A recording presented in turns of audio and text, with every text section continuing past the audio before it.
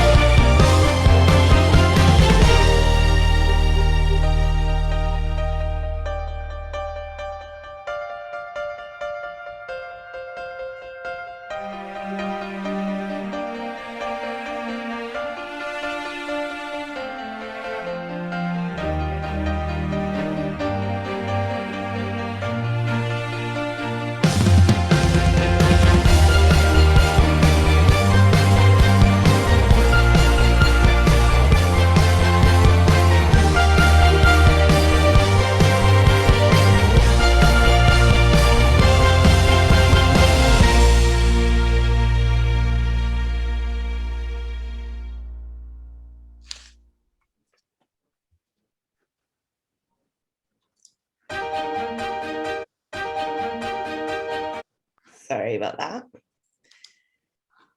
So that is a little bit of an introduction on the impact and the globalization of CQ. And what's interesting about cultural intelligence being matched in with our psychological intelligence is it's actually helping us to show up in business. Because right now, technology and AI and all of these explosive abilities now to connect globally, but we're actually missing the opportunity to really understand each other. And it's my philosophy through my research that we are all in a big misunderstanding. And it's because we're not picking up on different cultural cues. But one of the challenges and the misconceptions is we actually believe that, oh, I have myself, for example, I was born and raised in Canada.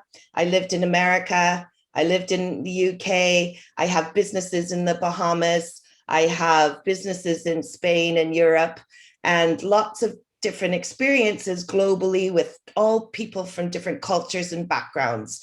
But that doesn't make me culturally intelligent.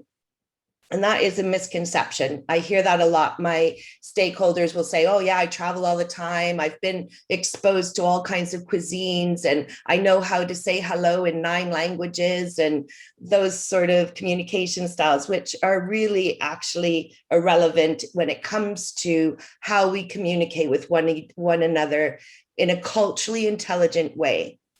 So a lot of this research that has been going on has prepared us, like today, I could have thought, oh, I'm coming in and I'm speaking to a group of students in Pakistan at the university, but I'm not that naive now to start studying all about the culture of Pakistan, the different ways, although that will be helpful if I was visiting your country. Every one of us on the call today has different cultural identities. So we have multiple cultural identities in every single person. And that means, like my children, they have a Canadian mother, they have a Welsh father. They have grown up partly in the UK, but mainly in Spain. They are involved in an international school here, and our circle of friends come from 10 different countries. So when we sing happy birthday, everyone sings happy birthday in their language.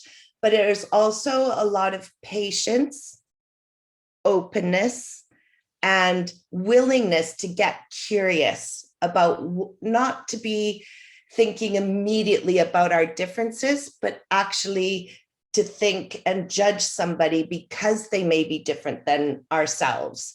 And this is a fundamental underlying issue in business. It is happening, our individual biases, they're innocent. We all have them.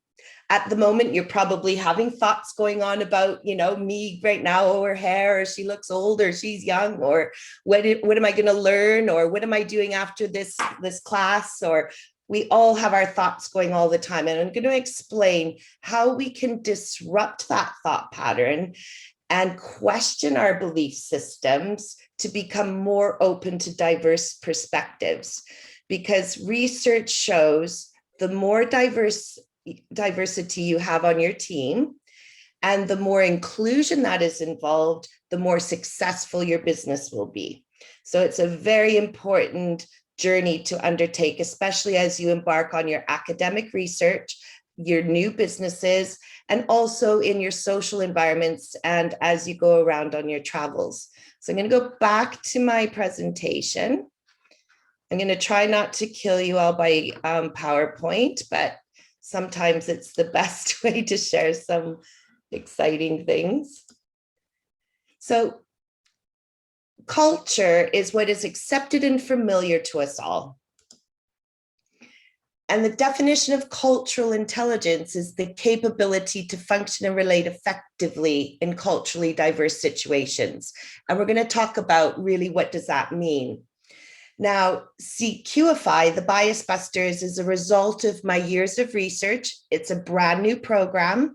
We're just launching it. It's been tested on over 300 people, and the results have been fantastic. So At the end of the presentation, I will invite you how you can be a fly on the wall or be part of this launch to understand how I'm using cultural intelligence to scale.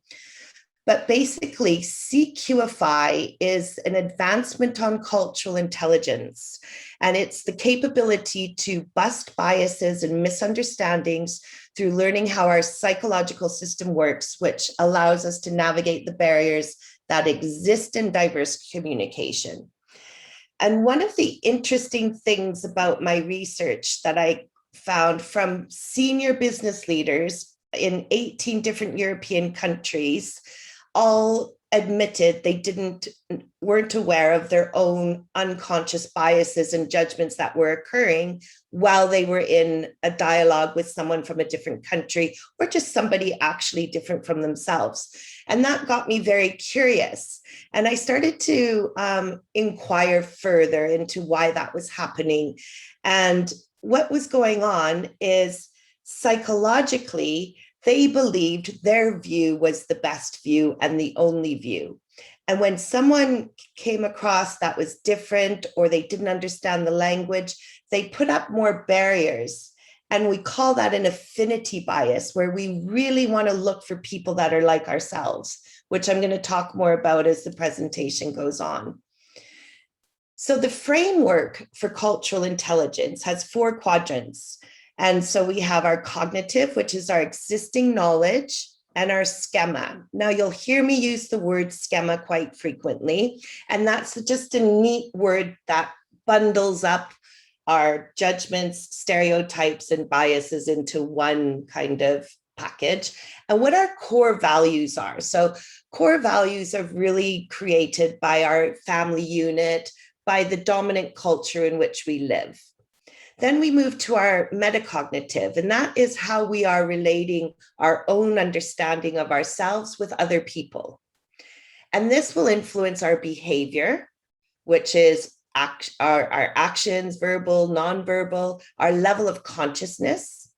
And then what are our motivational requirements? Are they intrinsic or extrinsic? And by identifying those, it really helps us to become more culturally intelligent and consciously communicating. So central to this is how our psychological system works. And that is the approach I'm taking with my new program. So the benefits of CQFI, which is, I don't know if any of you have heard of Spotify, but it's like I Feel You, the personal psychology aspect of cultural intelligence. So we're going to break barriers of communication in diverse markets, improve ability to navigate effectively in diverse situations, and understand we all are experiencing separate realities. So we're going to, again, I'm going to talk to you more about what separate realities means and how that impacts your learning experience, your business experience, and your social experiences. We will increase profitability by maximizing diverse perspectives, and we'll realize the innocence of misunderstandings. And I think that is a really key point, because when we talk about unconscious bias, it can get a bit prickly, people get a bit uncomfortable. We can put a lot of thought into it, and it's really not necessary. It is just an innocence, and it's happening with everybody. We all have biases and judgments all the time. So touching on what I've said before is we all have multiple cultural identities within us, and we want to avoid stereotypes, which means to me by being curious about different perspectives and not just blanking them or disregarding this because it's something different than what you think. So I love this slide. You are all unique, just like everyone else. And I think that's a very important point. So going in, we call this part of a trust circle. And what I mean by a trust circle, it's a tool that I use in every business situation that I embark on. And it may seem a bit silly to some people, but it's a very important part of business. And that is, we all agree on the definitions of terms we are using in a specific situation. because what I learned from research, a basic term like trust, I said to the team of the 18 different stakeholders, what do you feel is the biggest important thing of this company? And they said, we must all trust each other. And guess what happened? I had 18 different definitions of trust. So we really want to clarify, what does that mean? What does that look like to each individual stakeholder and to yourself? So in this circumstance, what is bias? Explicit bias is the attitudes and beliefs we have about a person or group on a conscious level. So we know, oh, I see somebody that maybe is overweight. I think they eat too much. Or I already know, I'll say, oh, I'm not a good singer. I have certain beliefs that I know consciously about myself. But what we're concerned about is our unconscious and implicit bias that is happening without our awareness. And that's what we want to surface today. It's unintended, it's subtle, it's some subconscious thoughts that happen to all of us all of the time. So it's nothing to be ashamed of. Let me just get rid of this, sorry. So this quote, we'd like to believe we are all open-minded, fair, and without bias, but research shows otherwise. This is an important, even if uncomfortable, realization for both of us, for all of us, sorry. And that is something that we really want to move past and understand where we go into separate realities. Now, in a business perspective, employees who are perceiving bias are 75% not proud to work for their company. They're burning out. They feel regularly alienated at work. They're planning to leave their current employer within the next year. They're failing to follow up on assignments because they're not engaged or feel included. And then 5% make negative comments even on social media, which is, I think, would be probably higher. And those are the naive ones that don't think their boss is reading their social media. But why does bias occur? So we have a lot of time pressure, we're tired, we're distracted, and it's well-known fact that our minds cannot multitask. So you need to be focusing on the conversation. We need to show up in a dialogue with people to really want to listen. You're attentive. Like I say, can't say open enough. And really prepared to hear another person's perspective.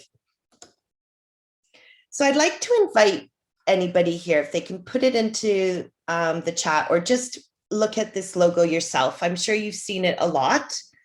Does anybody know where the arrow is within the logo?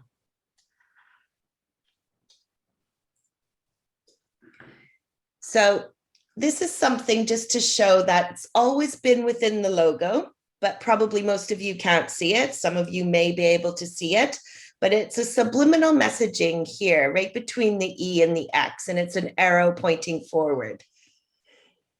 So it's something that has always been there, but maybe you didn't see because we tend to do that a lot with how our mind works. You'll just won't register. Maybe you've walked past that same road and you don't know the name of that road, or you didn't know there was trees around you. And it's just bringing things to, we're distracted, we're rushing. And when we slow down and we can look at things, we can see things that maybe we didn't see before. I want to touch on emotional safety. Emotional safety is the extent which people feel comfortable bringing their whole self to work. Now, I'm sure you have seen these initiatives that are going on globally. It's all about bring your whole self to work, you're safe. We want to know all about you.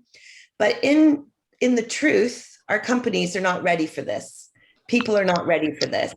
They want to say they are, but they really are not. And if there's lack of emotional safety, people will quit their jobs immediately. So it's something we really have to work on from an inclusion standpoint.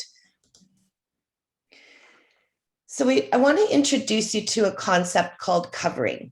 And this goes back to the previous slide about, bringing your whole self to work.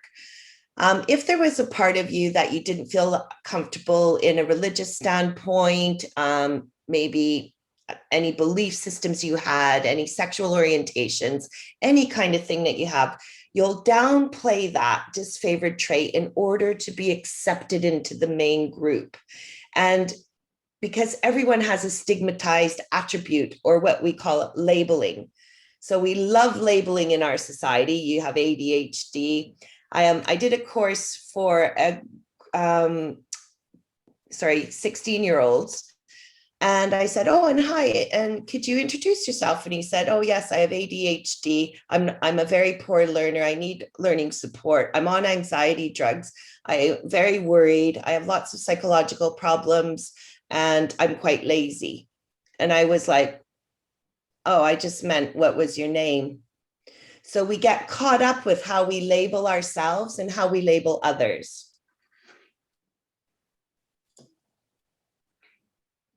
So I would, when at the end, I'm not going to share this at the moment, but this is a very interesting video that I'll share with the group afterwards on email who's interested.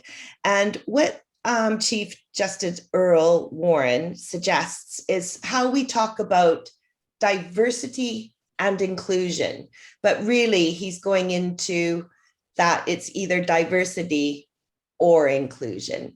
And he did a very interesting study that indicated that actually all people, even the ones that the leaders, the traditional male dominant CEO, whatever the case, everyone is feeling an element of covering and hiding portions of themselves, parts of themselves when they come into work.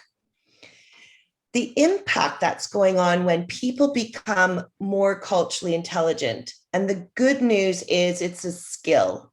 You can learn it. It's not something you're born with or you're not born with. It's something that you can acquire. So what all organizations have in common is the need for results, and that depends on team collaboration.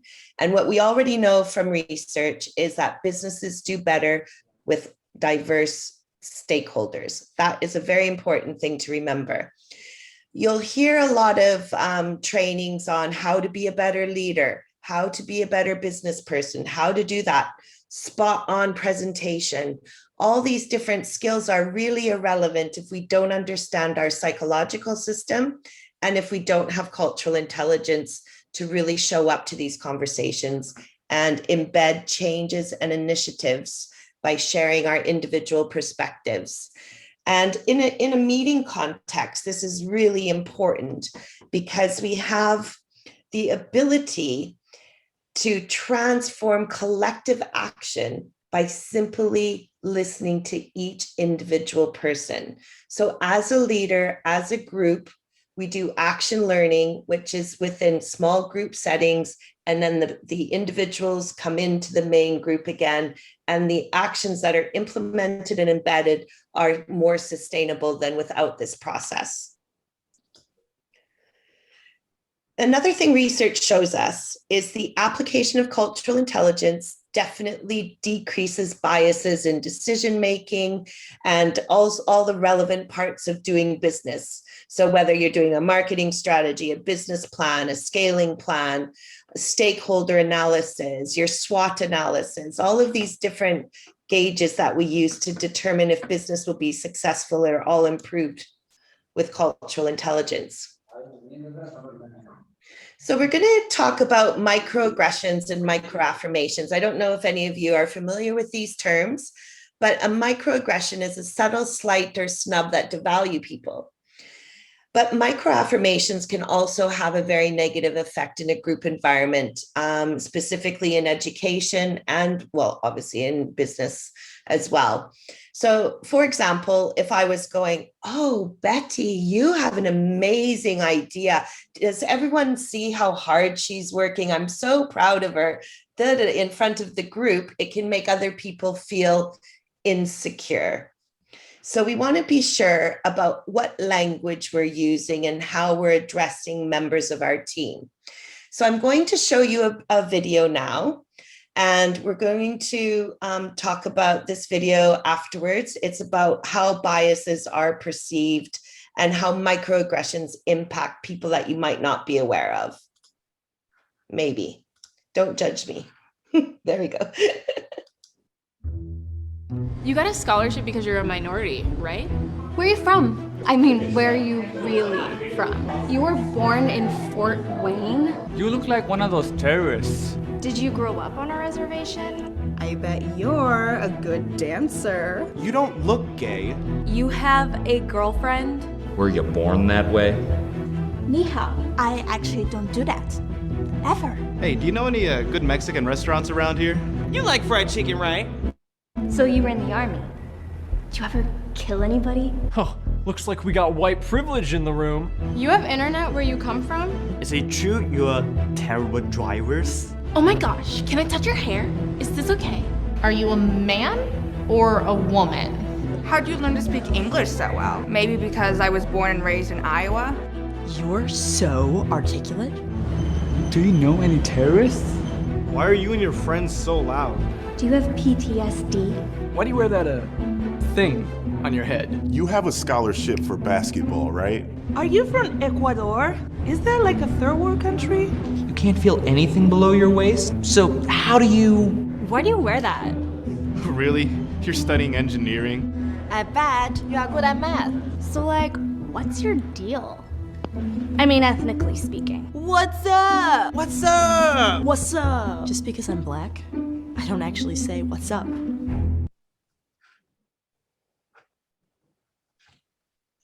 So those are some examples of what is happening when we make comments to other people. And as you can see behind its innocence, it is curiosity. So we just want to be aware of how we could be actually hurting or upsetting somebody.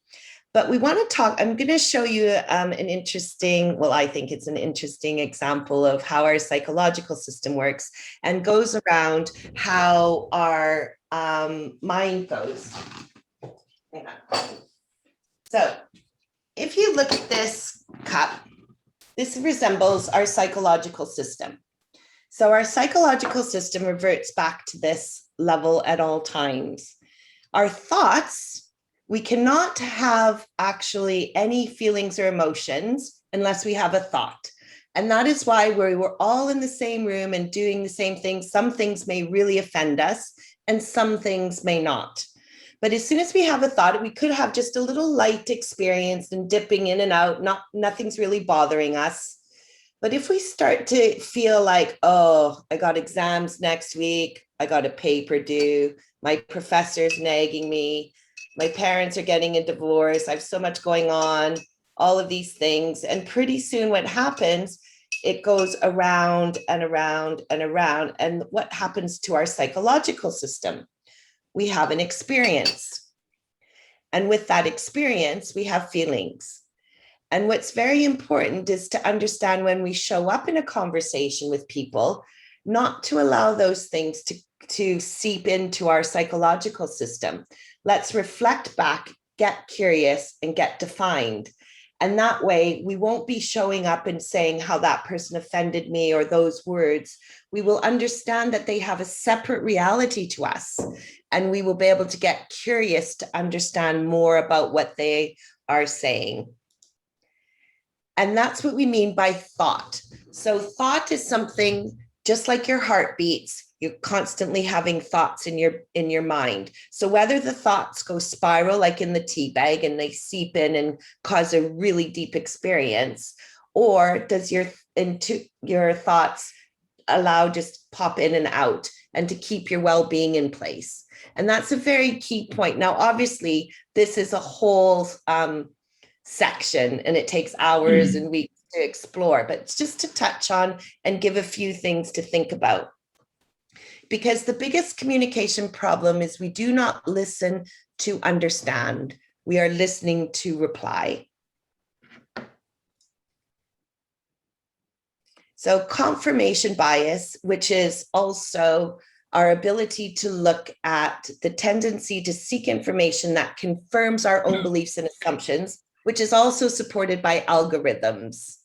So that we see. So we believe then our own perception is true, although our mind can play quite a few illusions on us. There's 182 biases, so I'm not going to go through them all, but the two main ones are confirmation and affinity, is to go with people like yourself and look for information that supports your existing belief system. So it's my impression that if we can go forward and really look at information that contradicts our belief system and become more open to multiple perspectives, look at how your workplace or your school is communicating to the in-group and who's in the out-group and why is that, and how we can include more people. These are examples of what the affinity bias, oh, they're born and raised with me in my country, they'll fit in well, they remind me of myself. And this is a fun example. If you look at the middle dot, you'll see how your mind can make the spirals turning. And we actually know it's a flat image. So can you see if you look into the center of the dots, the other wheels start to move? And that's just an example of how our minds can create illusions for us, and that everything we may see may not really be what's happening.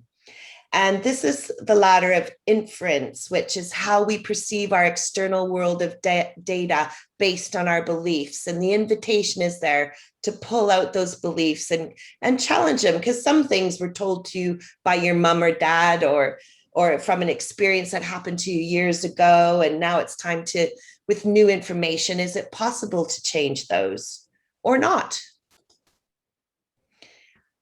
I'll just go through this for 1 minute. It's the equality versus equity debate, which is my favorite. So the first slide shows everyone has the equal offering. They all have the same box, but the little guy in the purple shirt really isn't feeling the benefit. When we look at equity, and now everyone can see the ball game because we had to have 2 blocks for the guy in the purple shirt, 1 block for the guy in the red, and now everyone can watch the game clearly. But the challenge with our current systems and archaic systems and the clash of technology versus historical business structures is we need to take away the fence. And let's challenge our systems and what biases have been created, because they've all been created by thought.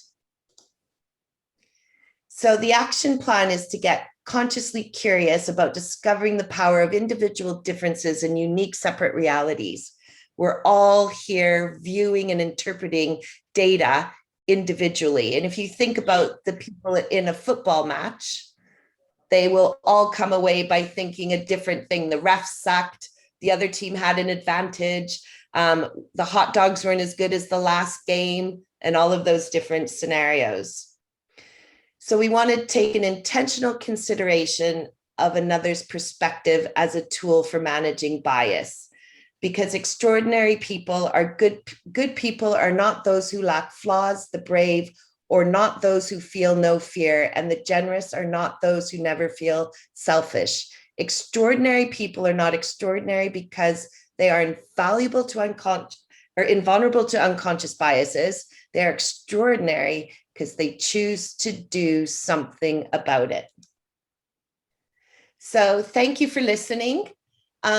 I invite you to log into cqify.com and link up with me. If you put your data in there, I can invite you to focus groups. You can watch how this project can scale. I will give away free resources and events to go deeper into these topics I talked about. And if you have any more questions, I'll answer you directly. Thank you, Dr. Carrie Leshon. It was really a wonderful talk. We all came across several differences and biases that occur in a general talk. I hope that it would be a better insight to see how we can overcome such biases, either intentionally or unintentionally, especially as we've gone through the videos that you have shown us, that sometimes we say a lot of things unintentionally, but we might be hurting them without knowing that we are actually upsetting someone that we are talking to. So let's see if our students have some of the questions, and let's see if we have any questions. So if anybody has any question, anything for further clarification, You are invited to ask. If there is any question, he or she can raise her hand so that, or you can even directly ask Dr. Carey if you haven't got any questions. Assalamu alaikum, sir. Sir, I want to Yes. ask a question from Dr. Carey. Yes, Naveed Asghar, please. First of all, I would like to say thanks to Dr. Carey, who gave us a very informative session. A very thank you. I just want to ask one thing.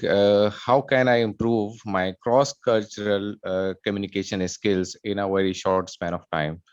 How can I improve myself cross-cultural communication skill? Well, that's a very actual long question. Could you email me on that? If you link in with me and just say you're the one who asked the question, I will give you exactly the resources, books, and some timelines, and really help you to fast track and get a grip on cultural intelligence. There's lots of resources out there.